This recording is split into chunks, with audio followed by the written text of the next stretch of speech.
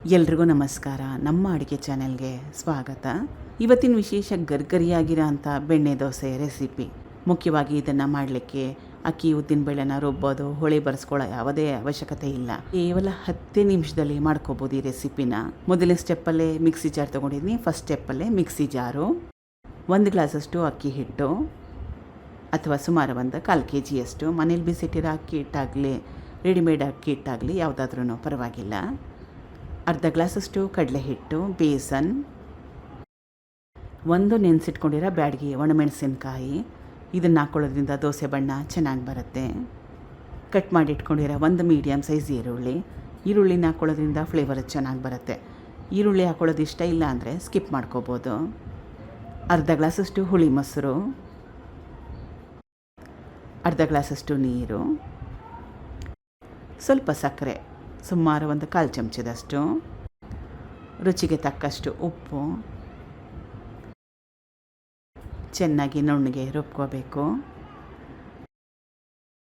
ರುಬ್ಕೊಂಡಿದ್ದಾಗಿದೆ. ಬೇರೆ ಪಾತ್ರೆಗೆ ಸೇರಿಸ್ಕೊಳ್ತಾ ಇದ್ದೀನಿ.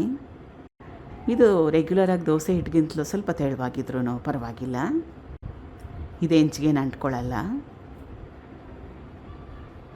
ಹಿಟ್ಟು ರೆಡಿಯಾಗಿದೆ. ಇದು ಫೈನಲ್ ಕನ್ಸಿಸ್ಟೆನ್ಸಿ. ಹೆಂಚನ್ನ ಕಾಯಕ್ಕೆ ಇಟ್ಕೊಂಡಿದ್ದೆ. ಹೆಂಚು ಚೆನ್ನಾಗಿ ಕಾದಿದೆ. ಮೇಲಿಂದ ಹಾಕ್ಕೋಬೇಕು. ಹೆಂಚು ಮೇಲೆ ಹಾಕಿ ಹರಡೋ ಅವಶ್ಯಕತೆ ಏನಿಲ್ಲ. ಬೆಣ್ಣೆ ಕ್ವಾಂಟಿಟಿ ಜಾಸ್ತಿ ಅನಿಸಿದ್ರೆ ಕಡಿಮೆ ಹಾಕ್ಕೊಳ್ಳಿ. ಬೆಣ್ಣೆ ಮನೇಲಿಲ್ಲ ಅಂದರೆ ತುಪ್ಪನ ಉಪಯೋಗ ಮಾಡಿ. ಚೆನ್ನಾಗಿ ಕೆಂಪಾಗಬೇಕು, ಅಲ್ಲಿವರೆಗೂ ಬೇಯಿಸ್ಕೋಬೇಕು. ದೋಸೆ ಹಿಟ್ಟನ್ನ ಹಾಕ್ಕೊಳ್ಳೋವಾಗ ಮೇಲಿಂದ ಹೆಂಚು ಮೇಲೆ ಹಾಕ್ಕೊಳ್ಳೋವಾಗ ಲೋ ಫ್ಲೇಮ್ನಲ್ಲಿ ಇಟ್ಕೊಳ್ಳಿ.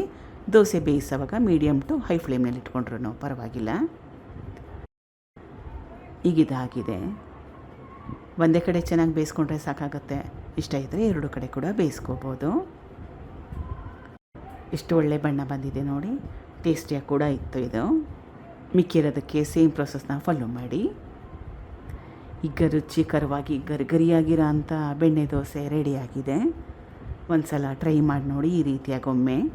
ಬೆಳಗ್ಗೆ ಟೈಮ್ ಇಲ್ಲದಿದ್ದಾಗ ಮಾಡ್ಕೋಬೋದು. ಕೇವಲ 10 ನಿಮಿಷದಲ್ಲಿ ರೆಡಿಯಾಗೋಗುತ್ತೆ dosa. Thank you for watching. ಧನ್ಯವಾದಗಳು.